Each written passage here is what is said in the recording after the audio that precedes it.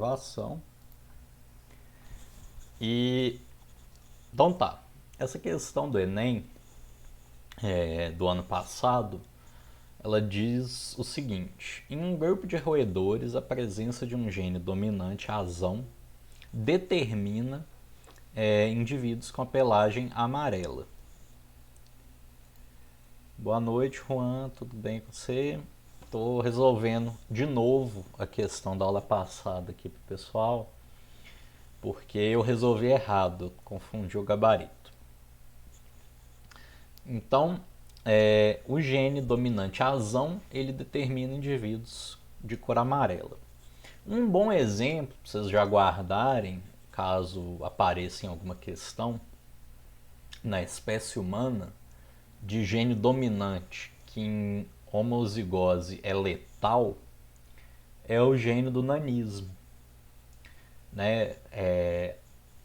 Pessoas anãs que têm a nanismo que a gente chama de acondroplasia, ou seja, os ossos da pessoa não conseguem crescer, né? Eles não conseguem formar um crescimento longo porque as epífises fecham muito cedo. Ele é um gene dominante, tá? Nanismo segue a mesma herança aí do Mendel e seria um bom exemplo para fazer nessa questão também. Uma pessoa azão, né, para o gene do nanismo, não chegaria a nascer. Mas um azinho seria anã. Né? Então aí, pessoas que têm esse gene em homozigose não chegam a nascer, e quem tem o gene dominante expressa a característica nanismo. E aí, nesse caso dessa questão, a cor amarela desse roedor, ela é determinada por esse alelo azão, e se ele tiver em homozigose é que nem o gene do nanismo, né, o alelo para nanismo. Ele é letal. Mas se a pessoa for heterozigota, né, se no caso o roedor for heterozigoto, ele vai ter a cor amarela expressa. E o recessivo vai ter, o roedor vai ter pelos pretos, né? O azinho vai ter pelo preto. E aí ele me diz o seguinte: qual a probabilidade de na próxima ninhada do casal de roedores, né, o casal de roedores 7 e 8, se eles têm pelagem amarela, eu sei necessariamente que eles são heterozigotos. Aí essa conta eu fiz com vocês. Toda vez que eu casar heterozigoto com heterozigoto e eu estiver olhando uma característica só, eu vou ter 1 para 2 para 1. Eu vou ter um homozigoto dominante em 4 possibilidades. Eu vou ter 2 heterozigotos, azão, azinho e azão, azinho também, né? O azinho, azão. Ao fazer um quadro de Punnett. E eu vou ter azinho, azinho em uma frequência de 1/4. Então eu vou ter 1 para 2 para 1. Sempre. Só que aí, o que acontece? Quando tem a homozigose, né, o azão, não nasce, é letal. Então eu tenho que tirar essa possibilidade. Não tem como eu ter animais homozigotos dominantes. Não tenho esse roedor, não tem essa opção. Então eu vou ter azão, azinho e azinho. Para ter a pelagem amarela tem que ser heterozigoto. Então é azão, azinho. São 2 azão, azinho em 3 possibilidades, porque eu tenho que excluir o homozigoto dominante. Aí o que acontece? 2 em 3 daria 66%.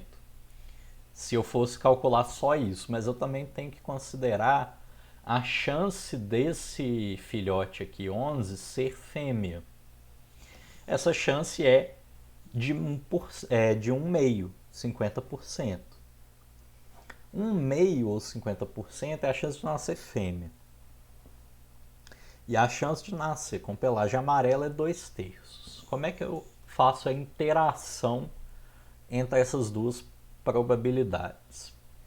Toda vez que eu estiver falando de características que se somam, né? Ou seja, estou falando de ser fêmea e ter pelagem amarela, eu estou multiplicando as probabilidades. Isso é uma premissa da teoria das probabilidades, teoria de eventos probabilísticos.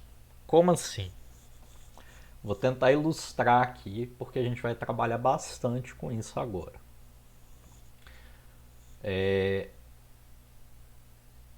Vamos supor que eu tenho uma moeda, né? Tem dois lados, eu jogo cara e coroa. A chance de sair cara ou de sair coroa, né, de cada uma dessas possibilidades, é de 50%. Pode sair cara ou coroa. Cada uma delas, metade das vezes, vai aparecer. Agora, se eu virar para você e você falar qual que é a chance de eu tirar, né, jogando 2 vezes a moeda, de eu tirar 2 caras. Vocês conseguem me dizer qual que é a chance?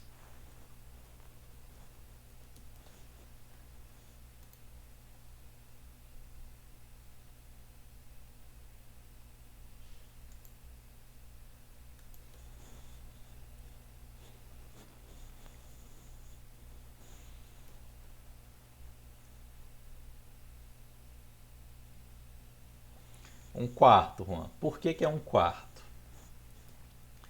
Ó, tenho cara e coroa como as possibilidades. Eu vou lançar 2 vezes a moeda. Se eu lançar a primeira vez e sair cara, eu consegui uma cara. Aí se eu lançar a segunda e eu conseguir cara, eu consegui uma cara e eu tenho as 2 caras que eu queria. Porém, quais são os outros caminhos? Quais são as outras probabilidades, as outras possibilidades? Pode ser que eu lance a primeira e caia uma coroa e a segunda caia uma cara. Pode ser que eu lance a primeira e saia uma cara e na segunda saia uma coroa. E pode ser que eu lance 2 coroas. Então, o espaço amostral que eu tenho de probabilidades, né, que são todas as possibilidades possíveis, admite esses 4 resultados. Ou é 2 caras, ou 2 coroas, ou uma coroa e uma cara, ou uma cara e uma coroa, considerando aí uma diferença do primeiro para o segundo lançamento. Mas cara e coroa no primeiro lançamento e no segundo, e coroa e cara é a mesma coisa em termos de quantidade, não tem diferença. Aí o que acontece? Agora, se eu viro para você e falo, se eu lançar 2 vezes, qual é a chance de eu obter no primeiro lançamento uma cara e no segundo não, qual a chance de eu obter uma cara ou coroa em um dos lançamentos? Vai ser de 1, você vai ter a chance ali, você vai somar as probabilidades, você vai somar a chance de você ter cara no primeiro lançamento ou de ter coroa no primeiro lançamento. Na verdade, essa pergunta que eu fiz ela é um pouco capciosa. A chance de ter cara ou coroa em um dos lançamentos você tem que considerar o primeiro e o segundo. Na verdade, você pode, nesse caso, eu poderia dizer que é sua chance, porque você vai ter ou cara ou coroa necessariamente. Então, deixa eu ver uma formulação melhor.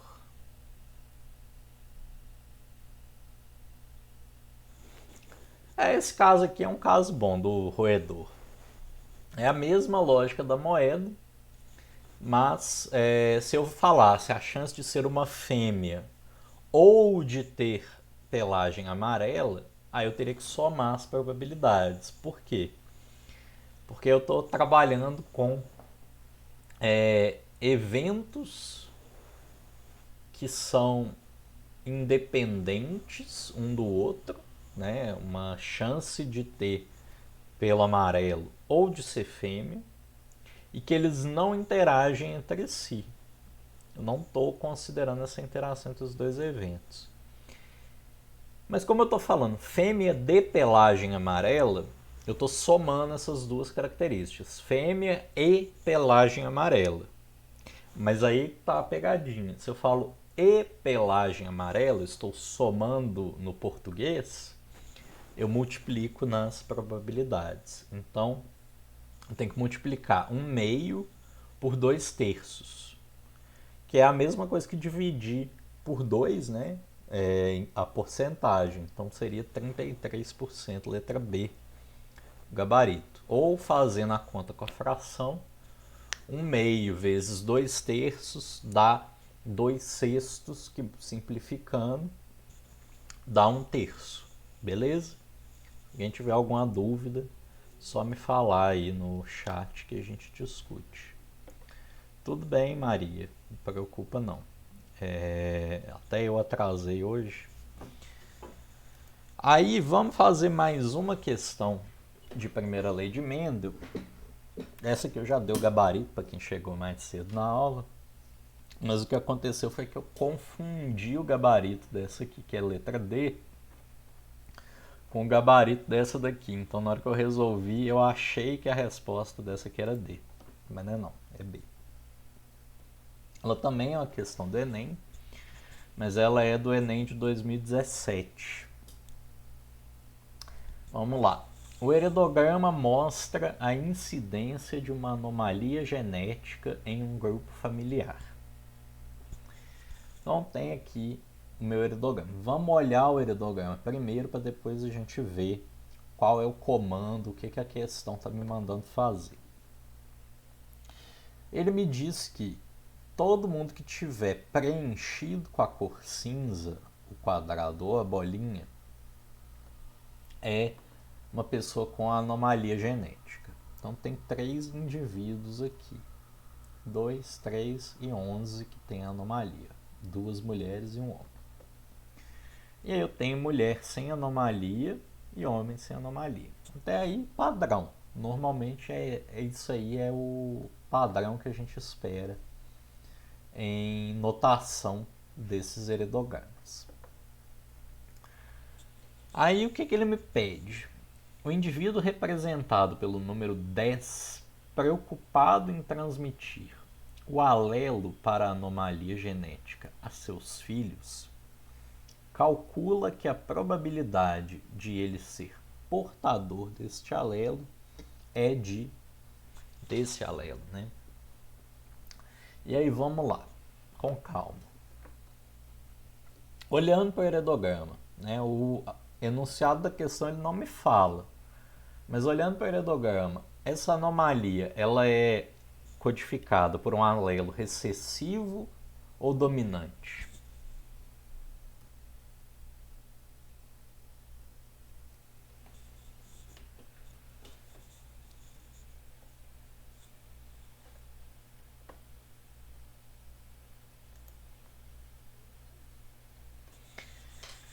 Pois é. Por que você acha que é dominante? Quem que falou?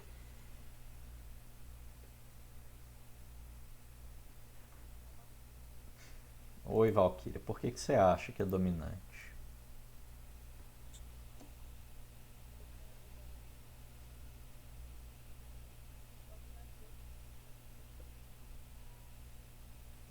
Mas a cor de quem? Uhum. Tá. É, E o Juan falou que acha que é recessivo. Por que você acha que é recessivo, Juan? Se não quiser abrir o microfone, pode mandar no chat.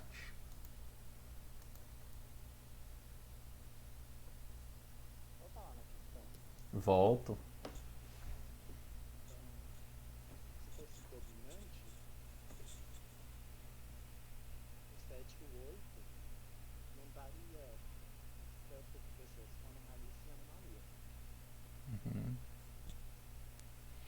Ó, dica para vocês. Toda vez que uma característica pula de geração, eu tenho uma geração inteira que não tem,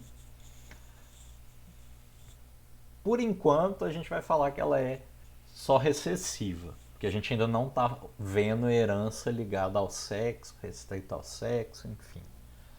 Mas, quando estiver olhando para uma herança autossômica, ou seja, que não é relacionada a cromossomo sexual, né, a X e Y, se ela pula geração, ela é recessiva. Por que ela é recessiva? Porque se uma característica reaparece, aqui, olha só, 7 e 8 não tem essa característica, não tem anomalia. Mas o 11 tem. Se o 11 tem, o que acontece? Ele tem que ter recebido esse alelo dos pais, concordam? Mas como é que, se fosse dominante, como é que o pai ia ter o alelo e não ser afetado pela doença? Aqui, ó, a gente vê uma característica que é dominante. Porque aqui, ó, esse pai, essa mãe tem um alelo dominante e ela passou para os filhos e apareceu aqui. Poderia ser que ela tivesse passado o alelo normal, né, o alelo recessivo, que é o azinho, para a cor preta? Poderia. Só que aí essa característica ia sumir, né, o pelo amarelo ia sumir aqui e ninguém ia passar. Por quê? Quando a característica é dominante, se eu tiver um alelo só, uma cópia do gene só, eu apresento essa característica. Quando ela é recessiva, eu preciso das duas. Eu preciso de um encontro desses dois genes, dos dois alelos, para que eu tenha para que eu tenha a manifestação da característica. Ou seja, quando a gente tem uma característica recessiva, a gente usa um termo que a questão fala, que é um termo que também dá uma dica de que é uma característica recessiva, que é portador. Aqui é bom a gente discutir isso. Quando a gente fala de portador em genética, a gente está falando de uma pessoa que não tem a anomalia, não tem a doença genética, ela não é albina, ela não é ela não é afetada pela anomalia, né? Pode ser albinismo, pode ser, sei lá. Estou tentando pensar em outras anomalias recessivas, mas agora de cabeça não estou lembrando. Mas ela não vai ter a anomalia fenotipicamente, você não vai ver essa anomalia nela, mas ela é capaz de transmitir isso, transmitir esse alelo para o filho, para a prole. E se o alelo que ela transmitir se encontrar com outro alelo recessivo, eu vou ter a doença genética manifestada. Então isso é uma dica que eu dou para vocês toda vez que vocês forem analisar heredograma. Sempre que vocês verem pais normais, né, por normal entendam sem a característica, com filho afetado, a característica tem que ser recessiva. Não tem como ela ser dominante, ela tem que ser recessiva. Por que ela tem que ser recessiva? Porque se ela fosse dominante, os pais obrigatoriamente teriam manifestado essa característica. que basta um dos As, né, ser azão, né, ser azão azinho, que a pessoa vai ter essa característica que é dominante. E aí, se o filho é azão alguma coisa, os pais vão ser azão alguma coisa também, né? Pelo menos um dos pais. Então, sempre que os dois pais são normais, não são afetados, o filho e o filho é afetado, a característica é recessiva. Então, beleza. Descobrimos que essa característica, essa anomalia é recessiva. Isso nos dá várias pistas. A primeira pista que eu tenho é que 2, 3 e 11 são azinho azinho. E a segunda pista que eu tenho é que 7 e 8 são azão azinho e azão azinho. Porque um azinho do 11 veio de 7 e outro azinho do 8 veio de 7 e outro azinho do 11 veio de 8. Né? Cada um dos pais contribuiu com um alelo recessivo para a filha ser afetada, né, por essa anomalia genética. E aí, eu sei que 7 é azão azinho e 8 é azão azinho.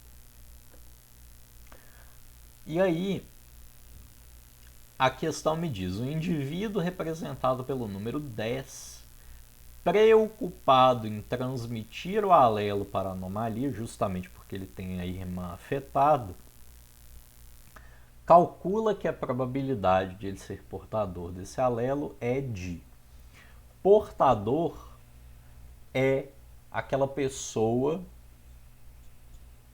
que carrega o alelo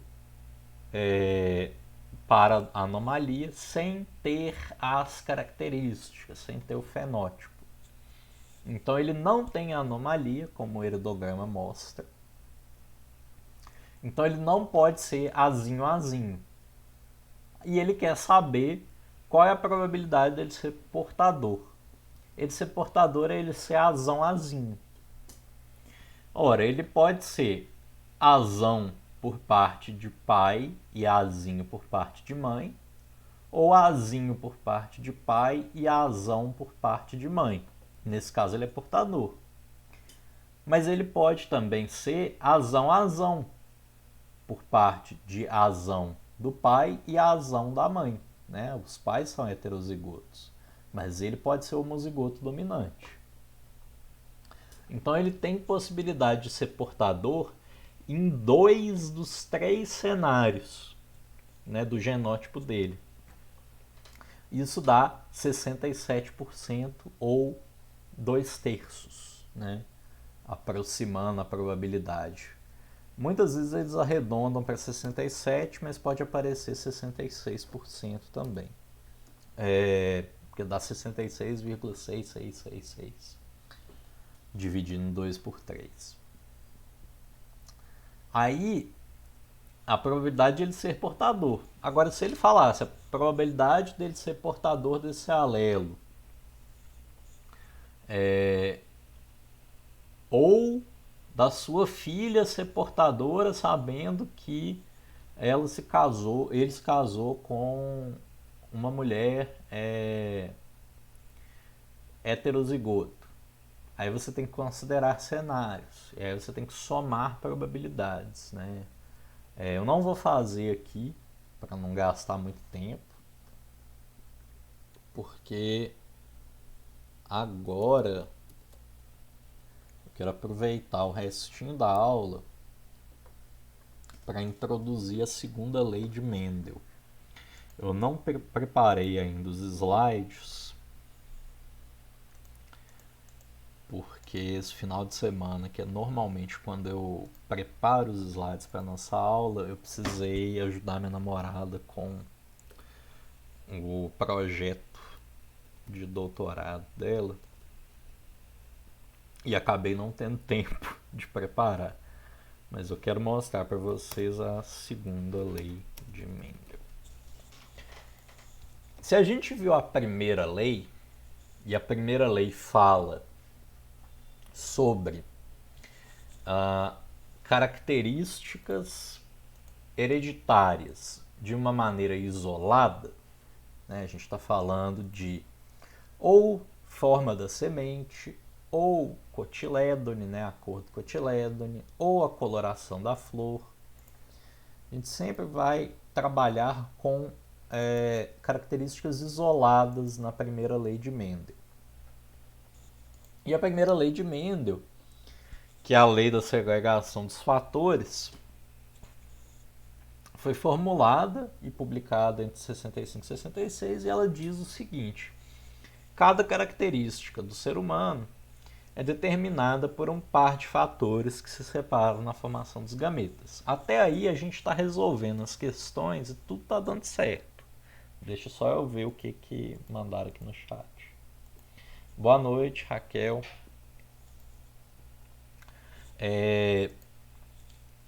Agora, o que a segunda lei de Mendel vai tratar? O que é o foco dela? Ela é conhecida também como lei da segregação independente dos caracteres ou dos fatores. Como assim? Quando eu analiso um fator só, e aí eu falo de lei da segregação dos fatores, eu estou dizendo que cada um dos fatores que codificam, que possibilitam a um indivíduo expressar aquela característica, se essa característica for de fato mendeliana, eu estou dizendo então que esses fatores se segregam de maneira independente, né? Esses fatores, na verdade, vêm de cada um dos pais, de origens independentes, e ao se juntar, você vai ter ali aquela característica no filho. É o nosso azão, azinho, azinho, azinho, azão, azão. Agora, a segunda lei de Mendel é conhecida como lei da segregação independente, porque quando Mendel fez os experimentos dele com essas características daqui, né, quando ele escolheu todas essas características e ele analisou elas separadamente, o que ele percebia é que, de fato, tem esses dois fatores. Cada um dos fatores vem de um dos pais, né, da planta pai e da planta mãe, por assim dizer. Mas o que acontece se eu combinar os dois? Se eu combinar duas características, melhor dizendo. Se eu pegar plantas puras que têm cotilédones amarelos e coloração da flor branca, por exemplo, e cruzar com plantas de sementes verdes e flores violetas, ou o exemplo mais clássico, né? Ervilhas amarelas e lisas cruzando com ervilhas rugosas e verdes. O que é que acontece? E essa é a pergunta que a segunda lei de Mendel busca responder, né? Busca padronizar. O que acontece se eu cruzar plantas puras para duas características com plantas puras para outras duas características? Que na realidade, agora que a gente já sabe a primeira lei, é eu cruzar isso aqui, ó. Azão, azão, bezão, bezão, com Azinho, Azinho, Bzinho, Bzinho. Eu vou até fazer um novo slide para a gente fazer nossos cruzamentos, fazer em tempo real com vocês. Aqui eu vou ter os gametas possíveis. Lembrando que eu estou cruzando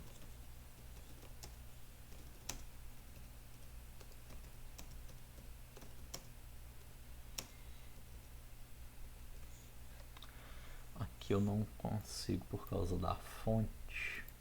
Vou trocar.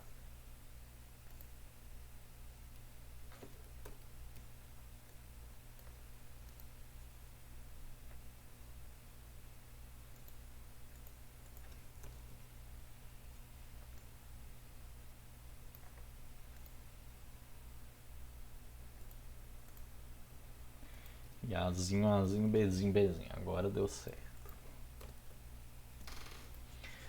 Então eu vou fazer esse cruzamento. Azão, Azão, Bzão, Bzão. E Azinho, Azinho, Bzinho, Bzinho.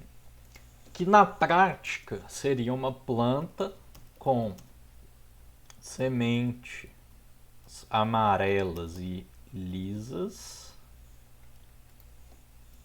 e, na verdade, rugosa, que é o clássico, se eu não me engano. Rugosa é dominante. E planta com sementes verdes e lisas. Então Mendel foi lá e ele cruzou essas duas ervilhas. Uma que era pura e tinha semente amarela e rugosa, e outra que era pura, né, com sementes verdes e lisas. Primeira planta, a dominante. Vamos fazer os gametas que ela produz aqui nessa coluna. Basicamente ela só produz 2 gametas. Azão, Bzão e Azão, Bzão. Não muda. É um gameta só, na verdade. Não vai ter diferença. Sempre vai ser um ou outro. E da mesma forma, a outra planta vai sempre produzir gametas Azinho, Bzinho. Então eu posso dizer que na minha geração F1, todo mundo vai ser heterozigoto para as duas características. Quando eles são heterozigotos para as duas características, a minha geração F1, né, as filhas, vão ter qual característica? Elas vão ter semente amarela e rugosa ou semente verde lisa? Como é que vai ser essa geração? O que vocês acham? Com base no que vocês já aprenderam. Sabendo que amarelo é dominante, né? O gene que codifica a cor amarela da semente é dominante em relação ao da cor verde, e que o gene que codifica a característica rugosa é dominante em relação ao gene da cor verde.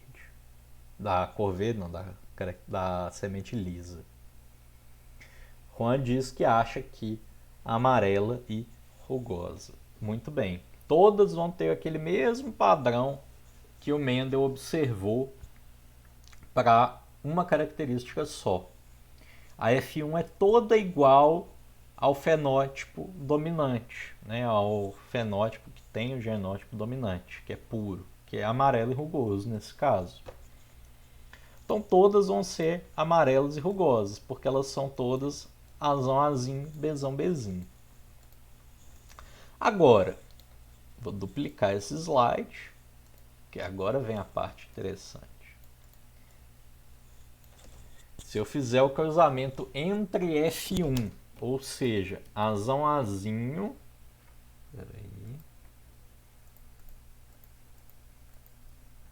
Bzão, Bzinho com Azão, Azinho, Bzão, Bzinho. Aí agora a coisa muda de figura. As duas plantas são genotipicamente iguais. Mas aqui eu vou ter gametas possíveis azão Bzão, azão Bzinho, Bzão Azinho, Bzinho Azão.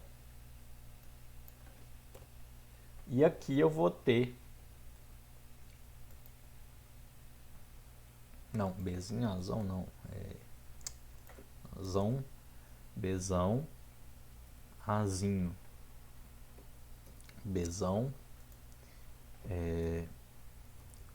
Azão, Bzinho e Azinho, Bzinho. Desculpa. Azão, Bzão, a mesma coisa aqui na outra planta. Gametas, Azinho, Bzão, Azão, Bzinho e Azinho, Bzinho. E aí, deixa eu só trocar aqui para ficar os azinhos perto. E aqui azão Bzinho e aqui azão Bzinho. Esses são os gametas possíveis para F2, né, para formar F2. E aí a gente vai ter uma coisa meio diferente quando a gente começa a olhar mais de uma característica. A primeira coisa é que esse quadro, que antes tinha só 4 células, né, tinha 4 espaços, começa a aumentar. Ele vai para 16 espaços. Isso aqui tudo são as possibilidades. E conforme eu aumento o número de alelos que eu estou analisando, isso vai aumentando ainda mais. Para a primeira lei de Mendel, é mais fácil, às vezes, a gente usar o quadro de Punnett. Para a segunda lei, que é quando a gente considera isso daqui, às vezes o quadro de Punnett gasta muito tempo, mas ele garante que você vai acertar a questão. Então a primeira coisa que eu vou sugerir que vocês façam, já que a aula acabou, é o seguinte: para a semana que vem, que aí eu vou ter condição de preparar slide, preparar a aula direitinho, eu quero que vocês façam esse cruzamento. Cruzamento entre uma planta, né, de ervilhas amarelas rugosas com outra planta de ervilhas amarelas rugosas com esses genótipos. Vocês podem fazer o quadro numa folha de papel, no caderno de vocês, onde vocês quiserem, e ver o que vai sair nesse cruzamento. Lembrando que a relação de dominância e de recessividade ela é independente entre essas características. Isso é o principal da segunda lei de Mendel. Ou seja, se eu tiver uma planta que é azão, Bzinho, Bzinho, por exemplo, ela é amarela para a cor da semente, porque a cor da semente está aqui no alelo azão, mas ela é lisa. Então ela é amarela e lisa, beleza?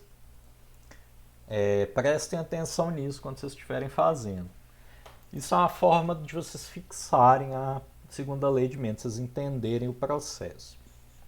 Aí na próxima aula eu devo trazer mais exercício para a gente trabalhar mais com isso e ir fixando.